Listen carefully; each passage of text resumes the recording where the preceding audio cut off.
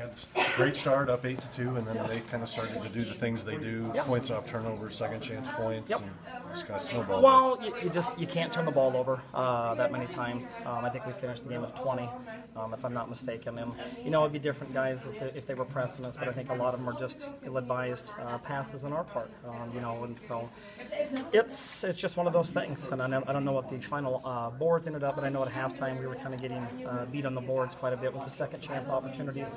Weak side just wasn't there, but hey, the kids don't quit. They were double, triple, quadruple teaming Soph at times, which I understand. And you look at our shooting percentage today.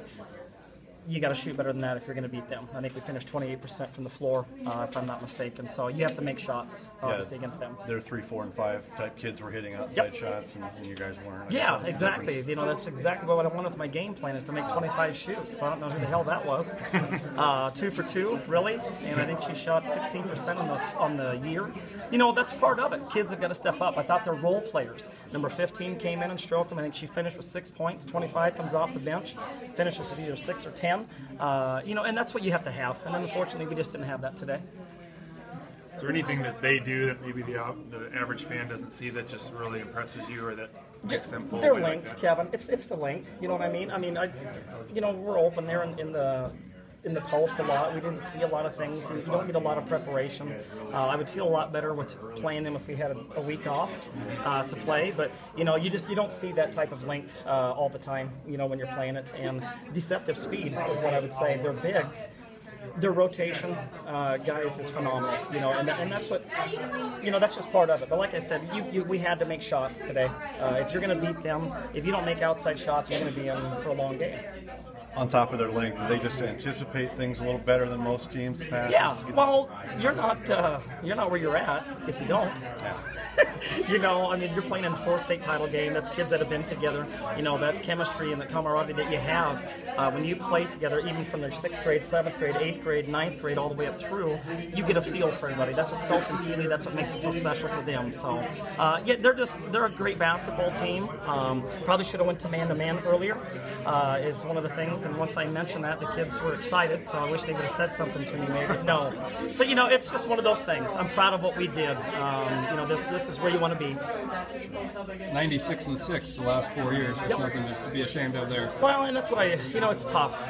These 2 seniors, with what they've done, I don't think a lot of teams you guys see us quite often, but I'm not afraid to play anybody, and that's because of the kids that we have with the mentality. Those 2, I just can't say enough about them.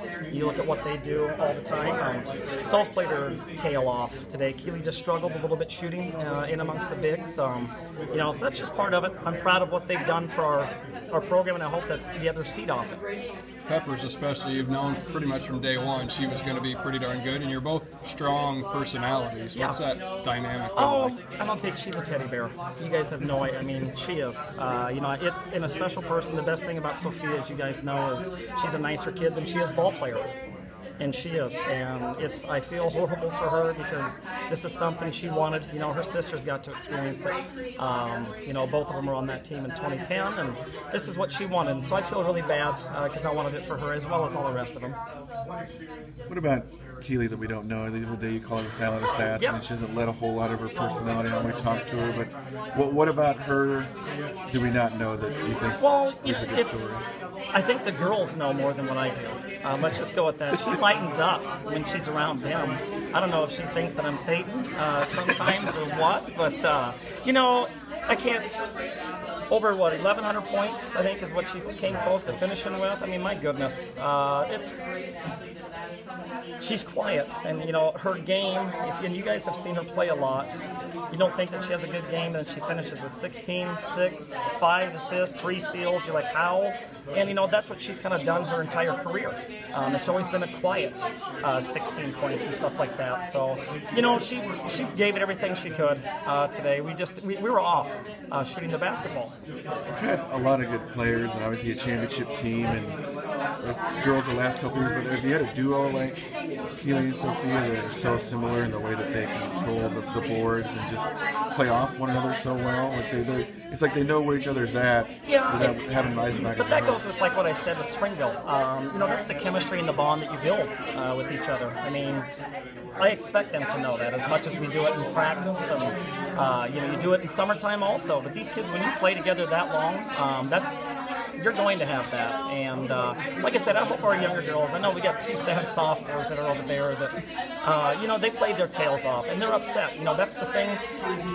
You know, losing, it's not about losing. You got to learn from it. That's what I always tell the kids. The L doesn't stand for loss; it stands for learn. And I want our kids to learn, because we have some seniors that did a lot of special things over 4 years.